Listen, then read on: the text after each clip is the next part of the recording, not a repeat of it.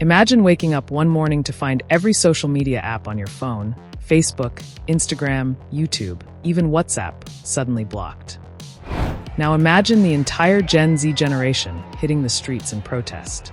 That's exactly what's happening in Nepal. Today, we're breaking down why the government banned social media, and how that decision sparked what many are calling a Gen Z revolution.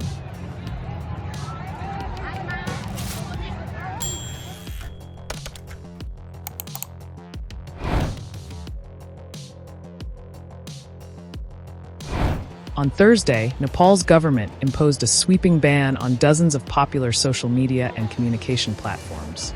That includes global giants like Facebook, Instagram, YouTube, WhatsApp, X, formerly Twitter, LinkedIn, Snapchat, Reddit, and even messaging apps like Signal and WeChat. Overnight, millions of users were cut off.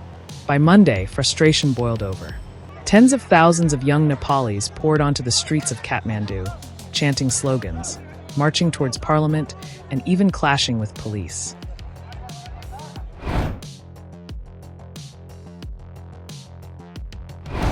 What began as anger over blocked apps quickly spiraled into Nepal's biggest youth-led protest in years. Demonstrators tried to storm the parliament building, broke through police barricades, and clashed with security forces.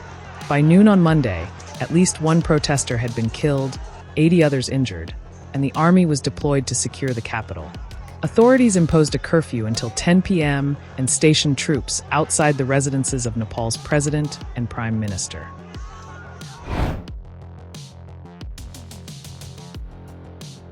According to officials, the ban wasn't about censorship, at least not directly. The Ministry of Communication had ordered all global platforms to register with Nepal's authorities by August 28th. None of the big tech companies complied. So when the deadline expired, the government pulled the plug. A handful of smaller apps like TikTok, Viber, and Nimbuz did register. Telegram and Global Diary are still pending approval.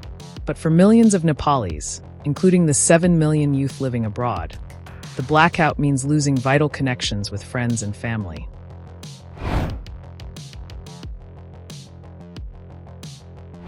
For Nepal's youth, the social media blackout was just the tipping point.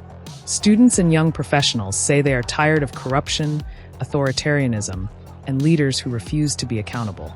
One protester told AFP, "We were triggered by the ban, but that's not the only reason we are here. We are protesting against corruption that has been institutionalized in Nepal." Another student called it a fight against the government's authoritarian attitude. Analysts believe this generation is demanding both democratic freedoms and economic change, a movement that goes far beyond blocked apps.